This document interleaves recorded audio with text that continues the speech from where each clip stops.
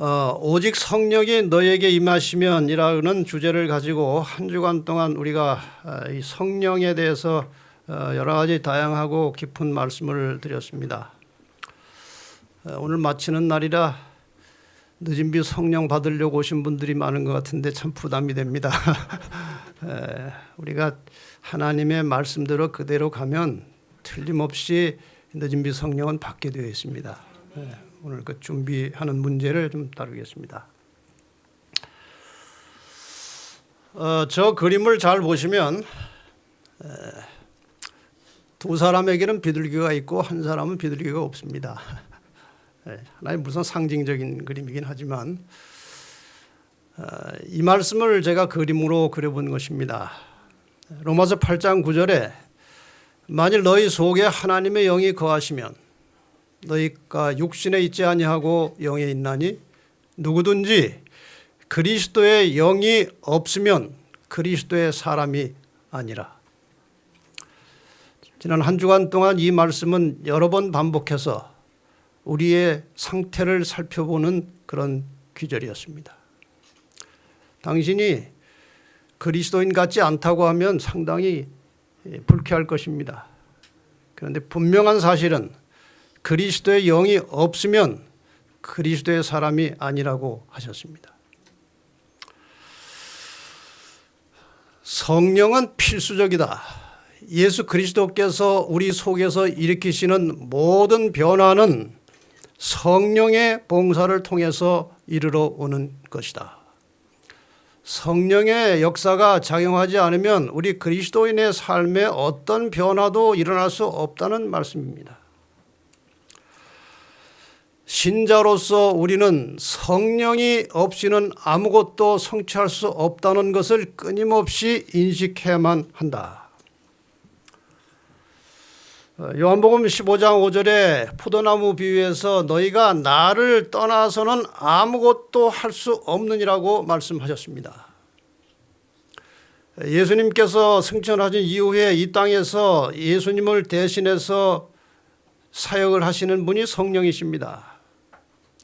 성령이 없이는 그리스도인은 아무것도 할 수 없음에도 불구하고 우리는 너무나 성령을 깊이 생각지 아니하고 별로 깊은 관심 없이 그냥 육으로 살아온 지난날의 시간이 허다하게 많은 것입니다. 저도 마찬가지입니다. 그래서 사도 바울은 성도들에게 성령의 충만을 받으라고 권고하십니다. 성령의 충만을 받으라. 하나님께서 명하신 모든 말씀 속에는 그렇게 할 수 있도록, 그렇게 될 수 있도록 해 주시겠다는 약속이 보장되어 있는 것입니다. 하나님께서 하신 말씀은 우리 스스로 할 수 있는 것이 아무것도 없습니다. 그래서 하나님께서 우리에게 하라고 명하신 말씀은 다 하나님께서 너희는 스스로 그렇게 할 수 없기 때문에 내가 그렇게 할 수 있도록 도와주겠다는 약속이 뒤에 보장이 되어 있는 겁니다.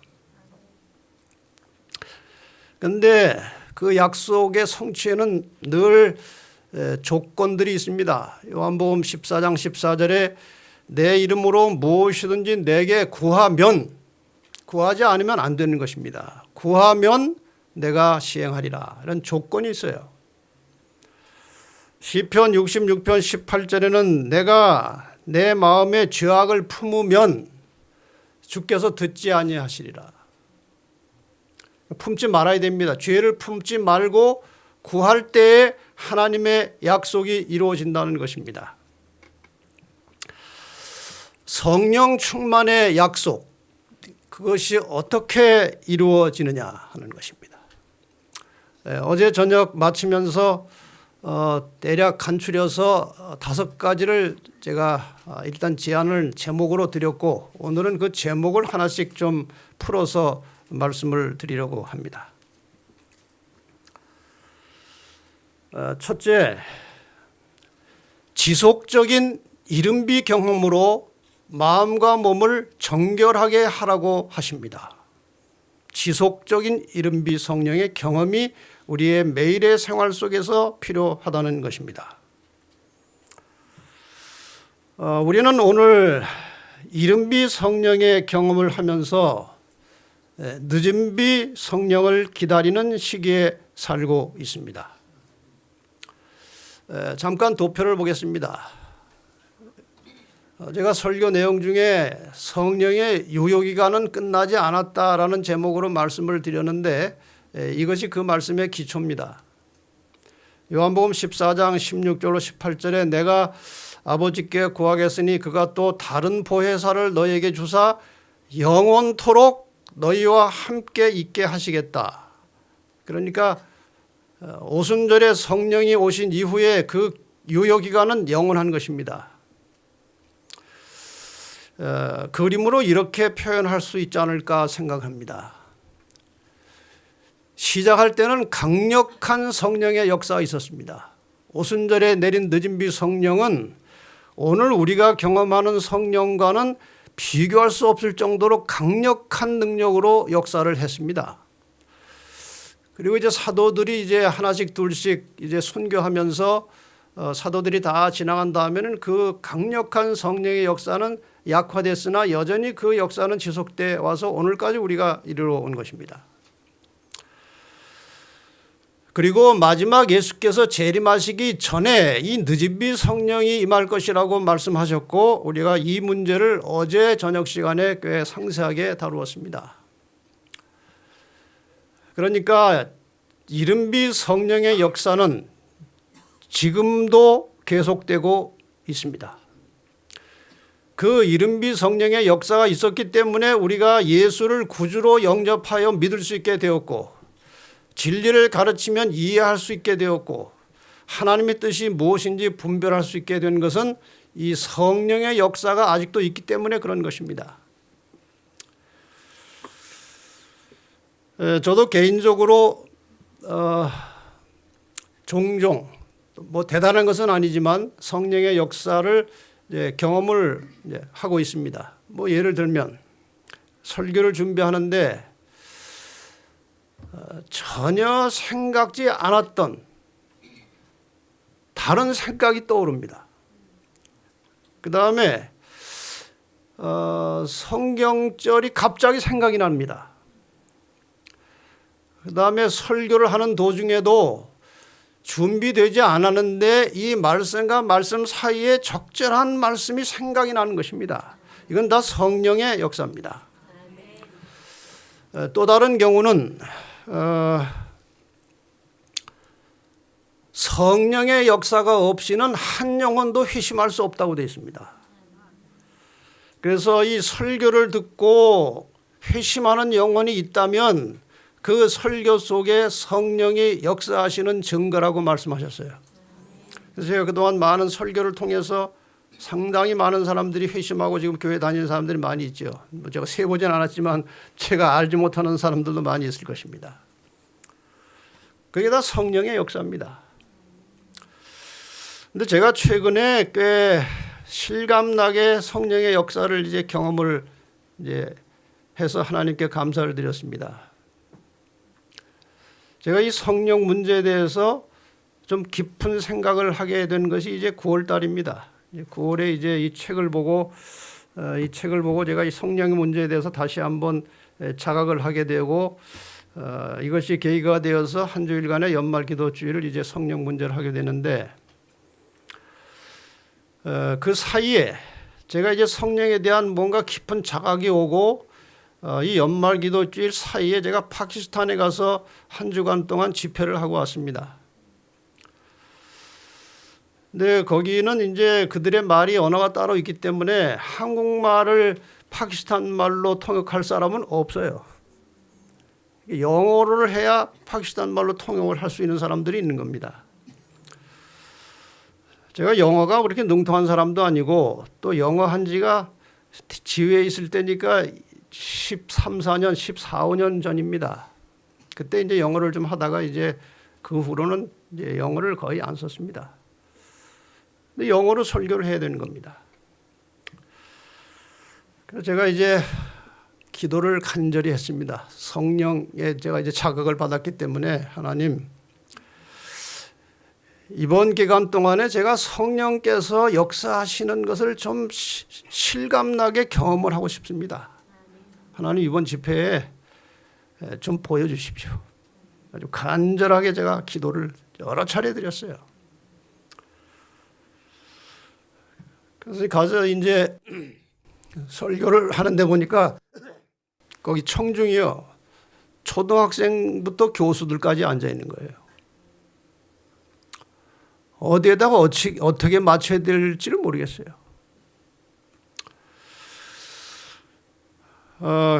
그래서 일단 그것도 영어로 해야 되니까 그래서 이제 설교를 하는데 앉아 있는 사람들이, 파키스탄 사람들은 눈이 시커멓고 동그랗습니다.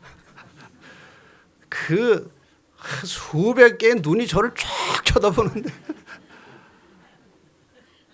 시간이 꽤 지나는데 집중이 잘 되는 거예요. 이 아이들도 흐트러지지 않고 잘 듣는 거예요. 그 성령의 역사를 제가 이렇게 체험하는 것입니다, 지금. 그리고 이제 한 이틀인가 지난 다음에 이렇게 거기 캠퍼스 안에 제가 이렇게 산책을 하고 있는데 저쪽에서 조그만 아이들이 한 두세 명이 쫓아와요, 저한테. 거기 아이들이 참 친절하고 아주 인사를 잘해요. 그냥 지나가면 그냥 헬로우 썰, 뭐 굿모닝 썰이 붙었어요. 그래서 저도 하도 그걸 듣다 보니까 어떤 아이가 지나가는데 굿모닝 썰이 그래서 아이한테 아주 인사를 잘해요. 그 아이들이 쫓아왔어요. 한 2, 3학년쯤 된 아이가 저를 보더니 Your sermon is good 그래요.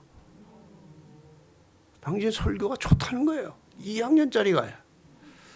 그래서 제가 Do you understand? 너 다 이해하냐 그랬더니 Oh, I understand. 그러니까 제가 말은 했지만 성령께서 역사하셔서 이 어린 아이들까지 자기의 생각으로 이해를 다 한 것입니다. 그 외에도 여러 가지가 나타나서 시간이 없으니 넘어가겠습니다만 그중에 한 가지는 침례를 한 아이가 고등학생인데 결심을 했는데 사탄이 방해를 한 것입니다. 천주교 다니는 학생이에요. 귀신이 들어갔어요. 그래서 호흡을 못하는 거예요. 막 다 죽어가는 거예요.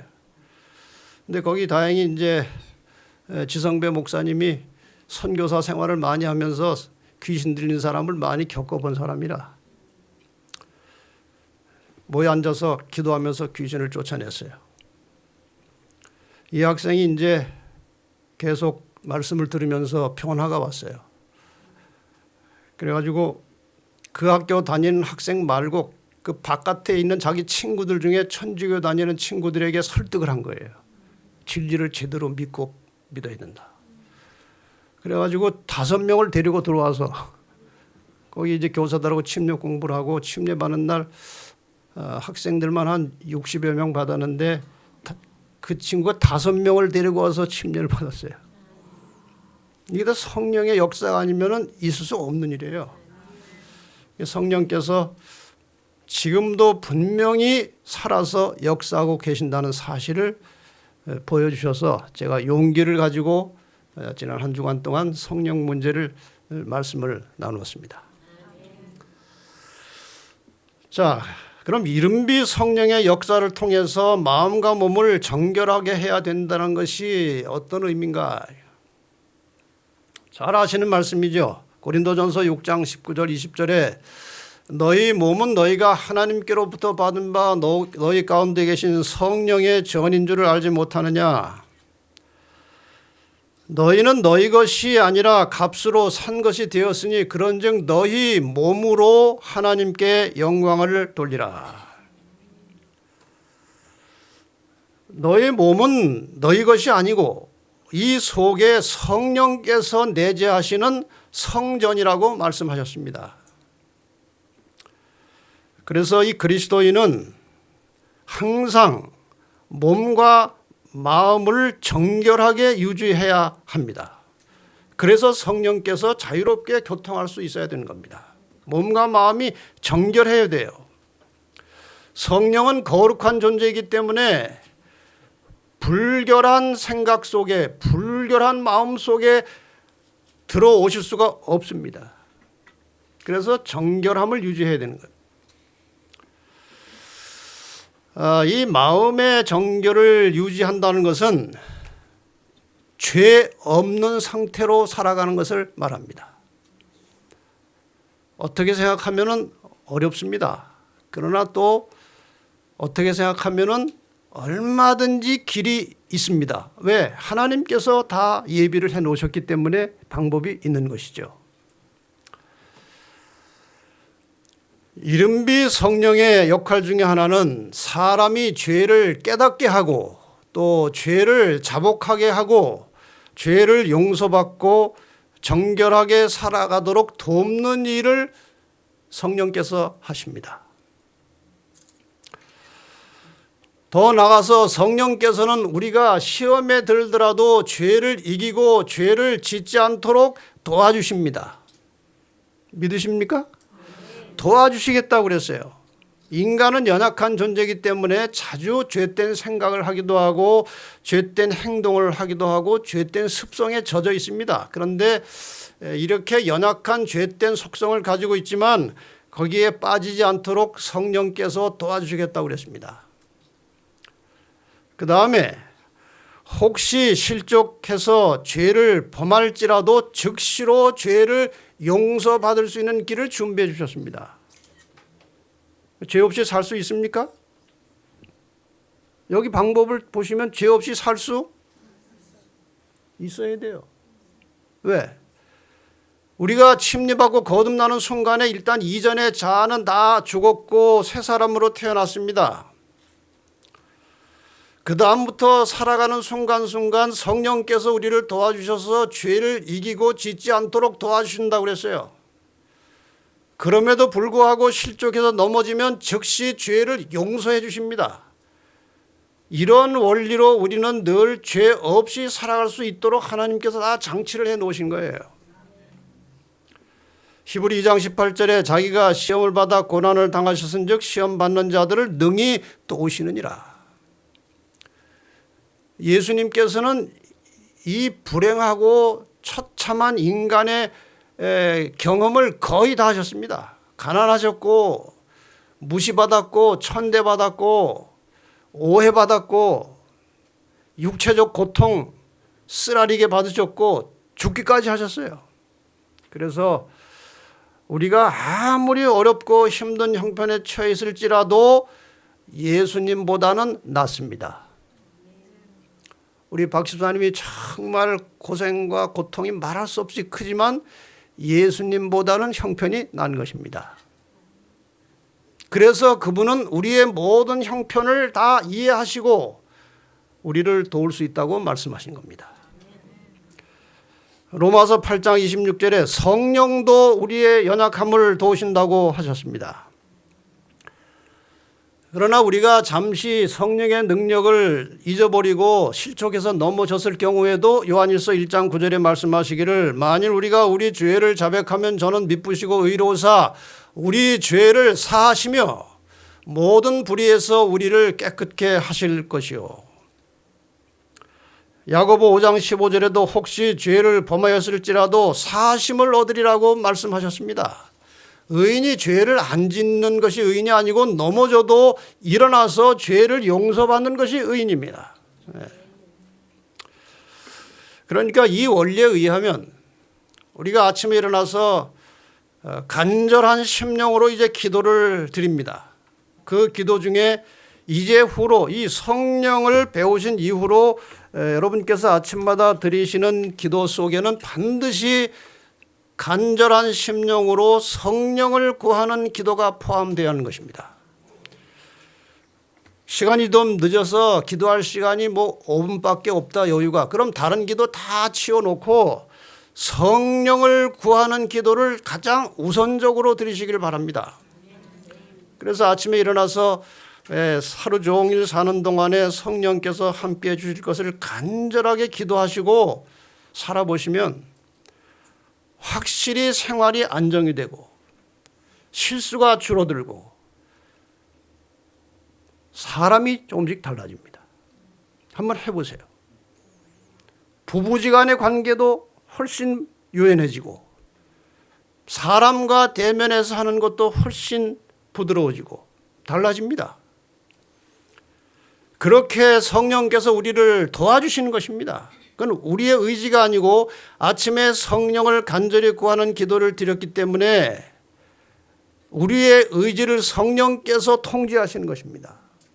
그래서 나쁜 생각이나 나쁜 길로 갈 때 성령께서 제어하시면서 우리 마음에 찔림을 주시고 그것을 극복할 수 있는 힘도 함께 주시는 것입니다.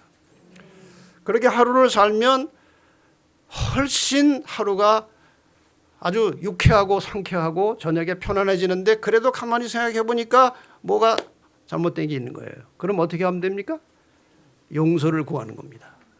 그리고 잘 때는 깨끗하게 백지로 깨끗하게 잠드는 것입니다. 그래서 자다가 숨이 끊어져도 하나님이 데려갈 수 있도록 그렇게 사는 것이 정상적인 그리스도인의 라이프 스타일이에요. 자, 몸도 정결해야 됩니다. 사람의 몸과 마음과 영은 서로 영향을 주고받는 것이기 때문에 어느 하나가 약해지면 다른 것도 약해집니다. 경험하셨습니까? 아주 신앙이 좋은 사람도 갑자기 몸에 병이 오고 심각한 질병에 걸리면 흔들립니다. 몸과 마음과 이 영성은 다 이렇게 상호 유기적인 관계 속에 있기 때문에 서로 영향을 주고받는 것입니다.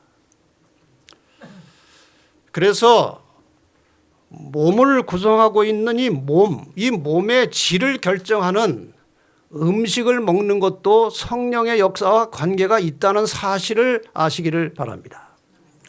아무거나 그냥 닥치는 대로 먹어서 이 몸의 질이 나빠지면요, 이 영적인 감각이 둔해져서 다른 사람은 죄로 느낄 수 있는 것을 본인은 죄로 못 느낄 수도 있고, 하나님의 말씀을 들을 때 다른 사람은 깊은 감동을 받고 아멘을 하는데 본인은 아무 감각이 없을 수 있습니다. 이것은 우리의 이 영성, 이 영적인 센서가 예민할 수도 있고 둔할 수도 있는데 이것이 음식의 영향을 많이 받는 겁니다. 그래서 몸의 정결을 유지하는 것은 하나님이 주신 원식물을 섭취하는 것입니다. 창조 때 주신 식물로 돌아가는 것입니다. 레위기 11장 44절에 레위기 11장은 음식물에 관한 기준이 많이 나오는데, 너희도 몸을 구별하여 거룩하게 하고 땅에 기어다니는 것으로 인하여 땅에 기는 바 기어다니는 것으로 인하여 스스로 더럽히지 말라. 이것은 간단하게 설명하면은 먹지 말아야 할 음식을 자꾸 먹어서 몸을 더럽히지 말라는 것입니다. 다시 말하면은 먹는 것을 잘못 먹어도 이 거룩에서 떨어져 나간다는 거예요. 그만큼 이 음식의 식생활은 그리스도인들에게 중요하다는 것입니다. 여기 이런 말씀이 있습니다. 거칠고 자극성 있는 식물은 혈액을 뜨겁게 하여 신경계를 흥분시키며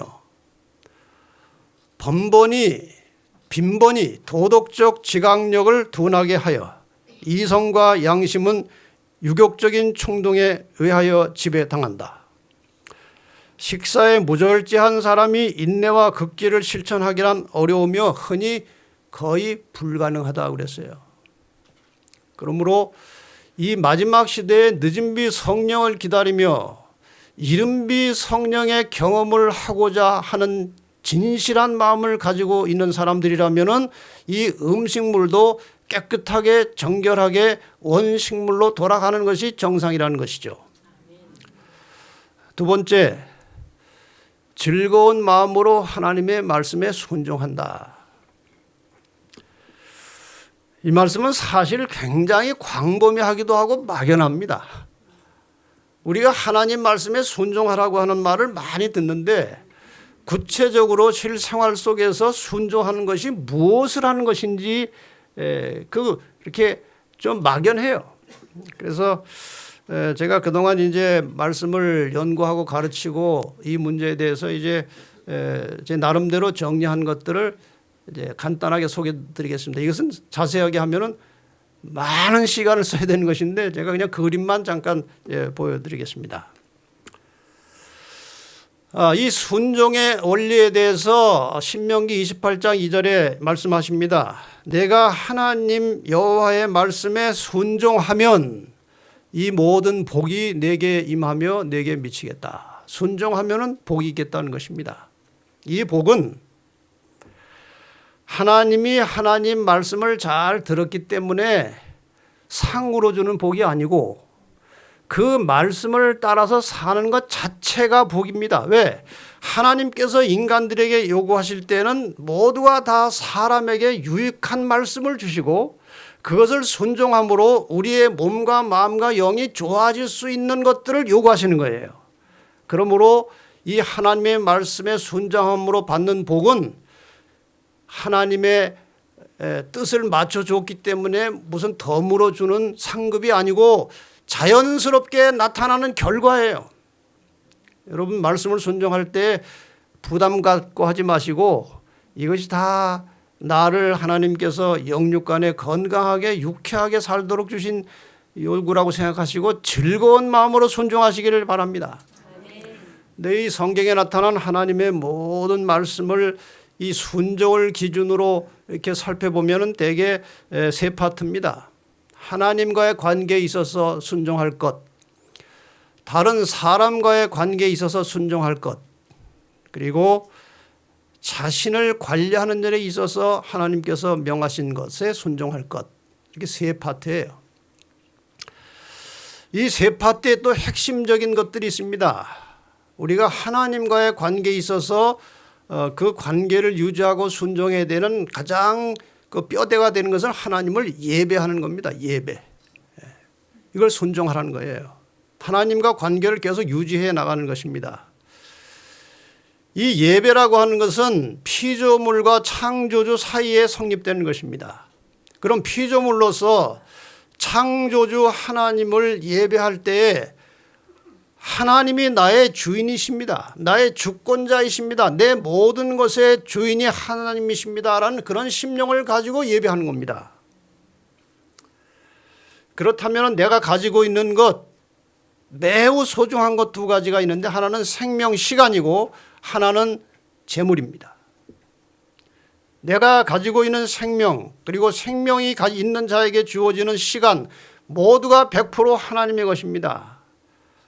하나님께서 제7일 안식일 일곱째 날을 구별하여 하나님을 예배하라고 했는데 그날 시간이 없다고 교회 안 나오면 그거는 창조주 하나님을 불신하는 것입니다. 그분이 주인이십니다. 주인의 입장에서 시간 가져오라고 하는데 그 자기 것이라고 가지고 갖다 쓰면 되겠습니까? 이런 차원에서 그 예배를 드리고 우리가 안식일을 성수하는 것입니다. 또 재물의 주인이 하나님이시다를 고백하는 표시가 11조예요. 어떤 사람들은 교회 잘 나오다가 11조 말만 하면 알러지가 생겨가지고 그 다음에 교회 잘 안 나와요. 11조는요 자기의 수입에서 10분의 1을 떼드리는 게 아니고 전체가 하나님의 것인데 이것이 하나님의 것이라는 사실을 인정하는 신앙의 고백이에요. 이게 11조예요. 그러니까 여러분 우리 교회 성도들은 그런 분 못 씁니다. 우리 교회는 11조가 참 잘 나옵니다. 교인 수에 비해서 아주 11조가 많이 나오는데 정직하게 다들 드리세요. 그러니까 혹시라도 11조 드릴 때 손이 떨리는 분이 계시면 회개하셔야 돼요. 그 손 떨린다는 것은 자기 것의 일부를 떼주기 때문에 그런 생각이 있기 때문에 떨리는 거예요. 이것이 다 하나님의 것인데 이 하나님의 소유를 내가 인정한다. 하나님의 주권을 인정한다는 마음으로 떼면은 감사합니다. 하나님. 지금 국가에서도 세금을 뭐 수십 프로를 떼가는데 이렇게 10%만 떼라고 해서 하나님 감사합니다. 이 90을 가지고 제가 잘 쓰겠습니다. 이런 마음을 가져야 정상이에요. 이게 하나님께서 순종하라고 하는 매우 중요한 제도예요. 이 하나님과 관계된 순종의 문제는 제도 속에 묶여 있습니다. 이걸 사람이 바꾸면 안 되는 거예요. 이렇게 설명하면 또 시간이 길어집니다. 그래서 제목만 간단하게 하겠습니다. 사람과의 관계에서 하나님께서 끊임없이 성경과 증언의 말씀을 통해서 요청하는 것은 복음을 전하라는 거예요. 이 속에 많은 것이 들어 있습니다. 전도하려면은 다른 사람을 섬겨야 전도가 되는 것이죠. 그리고 대접을 받고자 하는 대로 사람을 대접하는 생활이 몸에 배어야 전도가 성공적이 된다는 것입니다. 이게 원리예요. 사람에 대한 관리 원칙입니다. 자신 관리는 영성 관리를 최우선에 두라는 거예요. 다른 무엇보다도. 그리고 마음 관리, 건강 관리. 이 세 가지를 주님께서 요구하십니다. 잘 가꾸라고. 내가 시키는 대로 하면 다 건강해지겠다고 말씀하신 것입니다. 이 모든 것의 근원이 무엇입니까? 사랑에서 나오는 것입니다. 사랑에서. 이것이 사랑에서 나와야 힘이 들지 않아요. 이것을 그냥 의무감에서 하면은 굉장히 힘이 드는 것인데, 이렇게 사랑에서 나오는 순종은 매우 풍성한 열매가 나타나는데, 이러한 열매들입니다. 믿음으로 그가 그리스도의 말씀을 받아들이고 믿고 뭐 할 때, 순종할 때에 열렬한 활동이 있게 될 것이다. 사랑으로 역사하고 영혼을 순결케 하는 믿음이 간직될 것이다. 순종할 때 성령의 열매가 생애에 나타나고 네 번째 영의 효능이 사업을 통해서 드러나게 될 것이다. 그러니까 아무리 성령을 간절히 구해도 생활 속에서 하나님의 말씀에 순종하는 것이 이루어지지 않으면 효력이 없다는 것입니다. 세 번째, 영혼에 대한 깊은 관심으로 복음 전도에 헌신하는 것이 늦은미 성령에 동참할 수 있는 매우 중요한 요건입니다. 왜냐하면 예수님께서 제자들에게 성령을 말씀하실 때에 뭐라고 말씀하셨는가 하면은 사도행전 1장 8절에 오직 성령이 너에게 임하시면 너희가 권능을 받고 예루살렘과 온 유대와 사마리아와 땅끝까지 이르러 내 증인이 되리라. 성령을 약속하시면서 가장 핵심적으로 강조하시는 것은 내 증인이 되라는 것입니다. 사람들에게 나를 증거하라는 겁니다. 전도하라는 거예요. 그래서 성령과 관련해서 여러분이나 제가 기도드릴 때에 이 선교 정신이 없이 성령을 구할 경우에 거의 희박해집니다. 성령과의 관계가 거의 희박해집니다. 여기 또 한 말씀을 보겠습니다. 신자들이 하나님과 동역자가 되는 진정한 의미를 체험으로 깨닫게 될 때에 하나님의 성령이 풍성히 임할 것이며, 무슨 말씀입니까 이것이? 하나님과 동역자가 된다는 것은 하나님의 사업에 같이 동참해서 하나님이 원하시는 이 복음을 다른 사람에게 전하는 일을 참여해서 한다는 것입니다. 온 세상은 하나님의 영광으로 환호해질 것이다. 우리가 하나님의 사업에 온전히 헌신할 때에 하나님께서 그의 성령을 한량없이 부으심으로써 그것을 인정하실 것이다. 성령 충만을 원하시면 복음을 전하는 이 교회를 위해서 사역하는 모든 일에 헌신하시기를 바랍니다. 여기에 그럴 때 성령이 부어진다고 그랬어요. 교인들의 대부분이 하나님의 동역자가 되지 않은 한 성령을 부으시는 일은 없을 것이다. 그래서 제가 우리 진리의 뿔 교우님들에게 계속해서 자꾸 선교에 대한 정신을 불러일으키고 깨우쳐드리고 방법을 알려드리고 하는 것은, 개인이나 교회가 성령이 충만하려면은 이 복음을 전하는 선교적 사역에 한 마음이 돼서 헌신할 때 개인도 살고 교회도 사는 것입니다. 개인이나 교회가 이 선교 정신을 잃어버리면 거의 죽어가는 겁니다.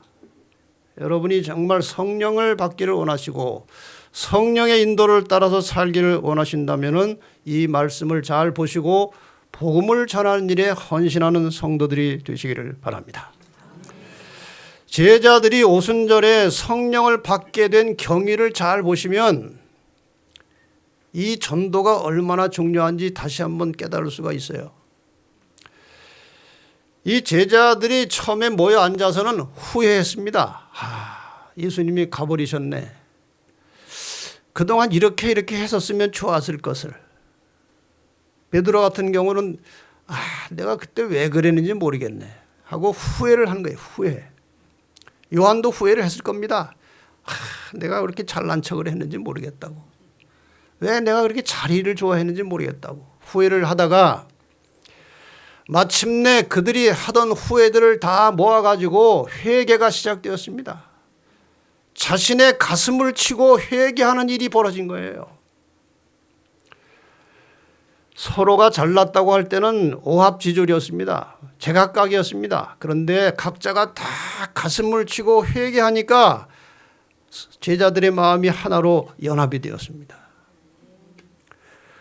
하나로 연합되니까 뭔가 일을 해야 되겠다는 사명이 온 것입니다. 우리 일을 하자. 무슨 일? 주님께서 분부하신 일. 너희가 모든 족속으로 제자를 삼아 아버지와 아들과 성령의 이름으로 침례를 주고 내가 너에게 분부한 모든 것을 가르쳐 지키게 하라고 하고 가셨으니 우리가 그 일을 해야 되지 않겠느냐. 그래서 전도 사명이 이제 불타올랐습니다. 연합이 되니까. 근데 전도를 하려고 하니까 능력이 없는 거예요. 주님, 저희들이 분부하신 대로 전도를 하려고 하는데 능력이 없습니다. 그런데 그 성령이 임하시면 능력을 주겠다고 하셨으니까 그 능력을 주십시오 하고 이 능력의 필요성을 절실하게 느낀 거예요. 여러분, 여기서 우리가 간과할 수 없는 것은 복음 전도는 인간의 이론이나 설득 가지고 되지 않는다는 거예요. 우리가 아무리 성경을 잘 가르치고 아무리 설득력이 있어도 우리의 가르침 자체만 가지고는 아무도 회심하지 않습니다. 거기에 성령의 능력의 역사가 필요한 거예요. 근데 능력이 없는 겁니다. 그래서 약속하신 능력을 구하는 기도를 간절하게 드렸습니다. 약속하신 성령님 보내주셔서 우리가 능력을 받아서 나가서 전도할 수 있도록 도와주십시오. 이게 아주 정당한 기도 아닙니까? 우리가 성령을 구할 때 가장 빨리 응답받을 수 있는 성령 기도는 복음 전도를 위해서 기도하는 것입니다. 마침내 성령이 오셨습니다. 이 절차가 매우 정당했어요. 매우 성서적이었습니다. 주님의 뜻과 합치된 것입니다. 그래서 성령이 오신 것입니다. 네 번째, 사람을 진심으로 사랑하며 모든 사람과 화목한다. 그리스도인으로서 살아가는 데 있어서 사람을 사랑하고 사람과 화목하게 사는 것은 굉장히 중요한 것입니다. 내가 진실한 그리스도인이라고 하는 분명한 증거 중에 하나는 모든 사람과 화목한 관계를 유지하면서 사는 것입니다. 교회 가면은 부담되는 사람이 3사람 있다. 아무개는 괜히 주는 것도 없이 밉다.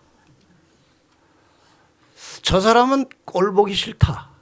이런 생각이 있다면 그리스도의 영이 없는 것입니다. 그리스도의 영이 있는 진정한 그리스도인은 모든 사람과 화목한 관계를 유지하고 사는 것이고, 혹시 인간이기 때문에 불화한 일이 생길지라도 오래 품지 않고 즉시로 회개하고 해결하여 늘 모든 사람과 화목 관계로 사는 것이 성령 충만한 매우 중요한 요건이에요. 그래서 마태복음 5장에 예수님께서 말씀하십니다. 그러므로 예물을 제단에 드리다가, 이 말은 우리가 예배를 드리다가 기도하다가 그런 말과 다 일치하는 말이죠. 거기서 내 형제에게 원망 들을 만한 일이 있는 줄 생각나거든 예물을 제단 앞에 두고, 그러니까 그런 상태로 기도하지 말고 일단 기도를 멈추고 가서 형제와 화목하고 그 후에 와서 예물을 드리라고 그랬어요. 그러니까 이 형제와 불화한 상태, 불목한 관계를 가지고 기도를 자꾸 해봐야 별로 효과가 없다는 것입니다. 그래서 우리 그리스도인으로서 언제나 모든 형제 자매들과 화목하게 살 것이로되 혹시 불화한 일이 생기면 오래 품지 말고 즉시로 회개하고 해결하고 날마다 정말 편안한 마음으로 다리 쭉 뻗고 잠자리에 들어가시기를 바랍니다. 이것이 그리스도인이에요. 데살로니가전서 5장 13절에도 저의 역사로 말미암아 사랑 안에서 가장 귀히 여기며 너희끼리 뭐 하라고요? 화목하라고 말씀하십니다. 이 화목을 깨는 일에 전심전력해서 일하고 있는 존재가 사탄입니다. 불화하면 누가 좋아해요? 그건 사탄의 용어입니다. 사탄이 하는 일입니다. 성령의 인도를 따라 사는 사람들은 사탄의 영에게 넘어가면 안 됩니다. 성령이 약해졌기 때문에 사탄에게 넘어가는 거예요. 로마서 5장 5절에 소망이 부끄럽게 아니함은 우리에게 주신 성령으로 말미암아 하나님의 사랑이 우리 마음에 부은 바 됨이니. 우리가 이 하나님의 사랑을 아주 실감나게 경험하는 경우가 그렇게 흔치가 않아요. 어떤 분들은 하나님의 그 사랑을 아주 실감나게 경험하는 사람들이 있는데 그런 분들은 질병이 굉장히 빨리 회복됩니다. 근데 왜 그것이 잘 안 일어나는가? 제가 이번에 공부를 하면서 보니까 성령이 결핍된 거예요. 성령으로 말미암아 하나님의 사랑이 우리 마음에 부은 바 되었다고 했는데 이 사랑이 잘 안 일어난다는 것은 성령이 결핍됐다는 거예요. 저희 집사람이 아주 치명적인 병에 걸렸다가 회복된 사람들의 이야기를 이제 자주 들어요. 저도 이제 오다 가다 이제 듣는데 하나는 제가 직접 들어봤어요. 이분이 참 귀한 경험을 하는데 얼마나 깊은 신앙에 들어가 있는지 제가 부끄러울 정도였습니다. 이분이 남편이 그렇게 미웠다는 것입니다. 맨날 술 마시고 친구 우선이고 집안일을 돌보지도 않고 해서 이혼을 하려고 굉장히 뭐 이런저런 연구도 하고 이혼하면 먹고 살기 위해서 자격증도 따고 뭐 여러 가지 만반의 준비를 갖추고 있는 중에 병이 온 거예요. 그런데 이제 이리저리 다니다가 이제 베델에 가서 이제 말씀을 들어보니까 자기가 그동안 장로교 신앙을 오래 했는데 그 신앙이 제대로 안 됐다는 것을 깨닫고 진리와 말씀을 깨닫기 시작하면서 이 심령의 변화가 오기 시작한 거예요. 그중에 하나가 무엇인가 하면은 성경을 깊이 보니까 구구절절히 하나님의 사랑이 있더라는 거예요. 자기가 성경을 보면서 하나님께서 어떻게 인간을 사랑하시는지 그림자 같은 것만 나와도 다 모두 필결한 거예요. 드디어 하나님의 사랑을 깊이 깨닫고 나니까 남편이 저절로 사랑스러워지더래요. 남편을 이렇게 사랑스러운 눈으로 쳐다보는 순간에 또 무슨 생각까지 했는가 하면 예수님이 우리를 이렇게 보시겠지. 나만 이렇게 보는 게 아니라 딴 사람도 그렇게 보실 텐데 예수님이 그렇게 사랑스럽게 보는 사람을 내가 미워하면 안 되지. 이런 생각까지 들더라는 거예요. 이 성경절에 그런 게 나와요. 우리가 이 계명을 주께 받았으니 하나님을 사랑하는 자는 또한 그 형제를 사랑할지니라. 요한일서 5장 1절에 보면요. 우리가 깊이 생각지 않고 지나가던 성경절입니다. 예수께서 그리스도이심을 믿는 자마다 하나님께로서 난 자니. 맞죠? 여러분 예수 그리스도를 예수가 그리스도이심을 믿으십니까? 이 그리스도라는 말은 기름 부음을 받은 왕이라는 뜻이에요. 예수님이 우리의 왕이심을 믿으십니까? 믿는 자마다 하나님께로서 난 자니. 또한 내신 이를 사랑하는 자마다, 내신 이가 누구예요? 하나님이십니다. 내신 이를 사랑하는 자마다 그에게 난 자를 사랑하느니라. 내신 이는 누구예요? 하나님이시고 그에게서 난 자는 누구예요? 우리 모두예요. 예수님이에요. 우리는 예수님의 형제들입니다. 그래서 여러분, 하나님을 사랑하면 그분이 내신 자, 예수와 함께 형제된 모든 성도들을 사랑하는 것이 마땅한 겁니다. 이제 마지막 다섯 번째는 뭐 다른 것들은 우리가 살면서 변화를 경험하면서 실천해야 될 것이지만, 이 다섯 번째는 당장 내일 아침부터 이 순간부터 착수해야 될 숙제입니다. 성령의 필요성을 절실하게 느끼면서 간절히 기도하는 것입니다. 기도하는 것이에요. 다시 이 성경절을 보십시다. 만일 너희 속에 하나님의 영이 거하시면 너희가 육신에 있지 아니하고 영에 있나니, 누구든지 그리스도의 영이 없으면 그리스도의 사람이 아니라. 얼마나 절박한 문제예요. 우리 속에 그리스도의 영이 없으면 그리스도인이 아니라고 했는데, 이 얼마나 절박한 문제입니까? 여기에 대하여 예수님께서 답을 주셨습니다. 누가복음 11장 13절은 이 성령을 구하라고 하는 가장 대표적인 구절입니다. 이 같이 한번 읽어보겠습니다. 시작. 너희가 악할지라도 좋은 것을 자식에게 줄 줄 알거든 하물며 너희 천부께서 구하는 자에게 성령을 주시지 않겠느냐 하시니라. 구하는 자에게 성령을 주신다는 말씀. 그냥 주시진 않는다는 겁니다.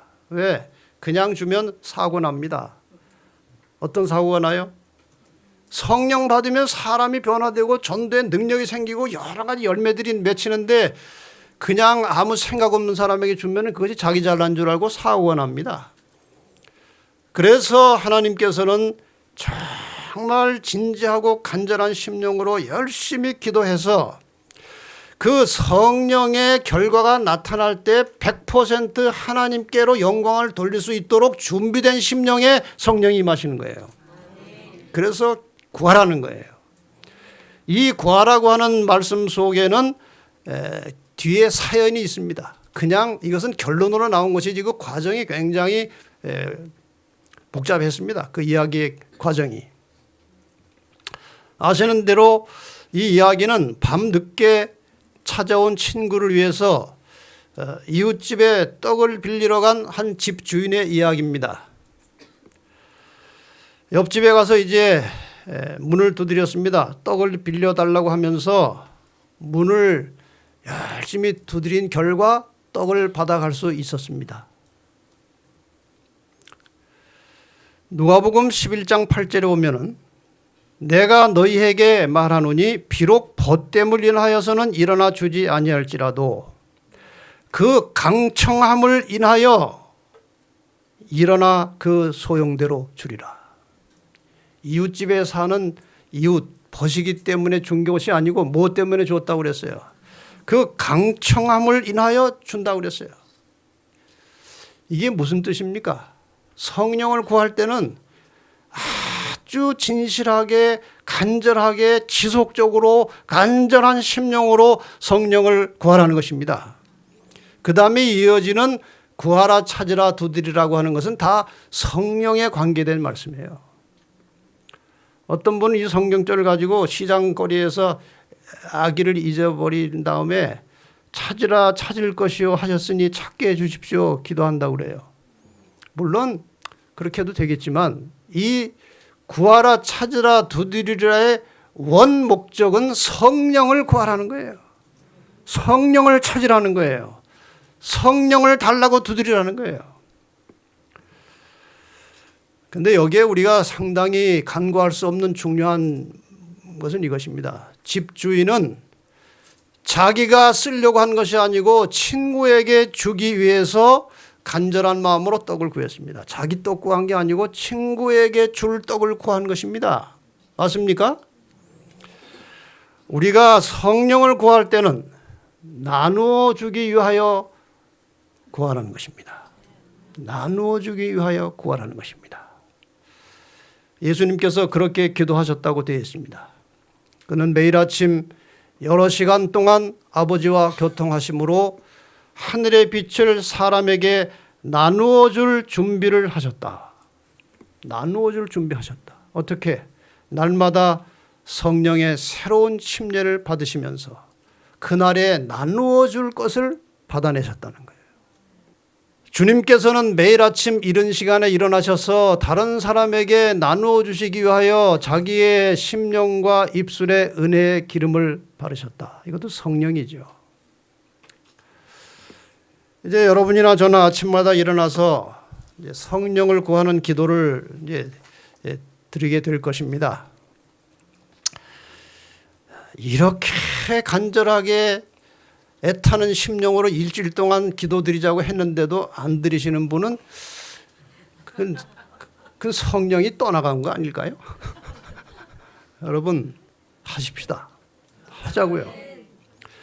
그래서 그냥 막연하게 성령 주십시오 하는 기도는 힘이 없기 때문에 이 책의 저자가 예시해 준 성령을 구하는 기도문 모델을 제가 보고 상당히 많은 부분을 고쳐서 다른 모델을 하나 만들었습니다. 그러니까 이게 없는 분들은 저기에 프린트를 해놨으니까 나가실 때 꼭 가져가세요.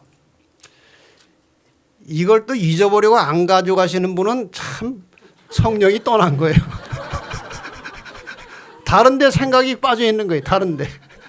꼭 가져가셔서 아침마다 이것을 붙들고 성령을 구하는 기도를 우리 모든 교인들이 내일 아침부터 시작하시기를 바랍니다. 이미 물론 해오신 분도 계실 것이고 더 열심히 하실 분도 계시겠지만 기본적으로 우리 모든 교회의 성도들은 내일 아침부터 일제히 아침마다 성령을 구하는 간절하고 열렬한 기도가 시작되기를 바랍니다. 그러면 분명히 변화가 올 것입니다. 그런 변화를 경험할 때 여러분들께서 종종 전화로 저에게 이런 경험이 왔습니다. 이런 경험을 했습니다. 알려주시면 제가 그걸 모아가지고 또 다른 데 가서 전할 테니까 열심히 성령을 구하는 기도와 함께 경험하시기를 바랍니다.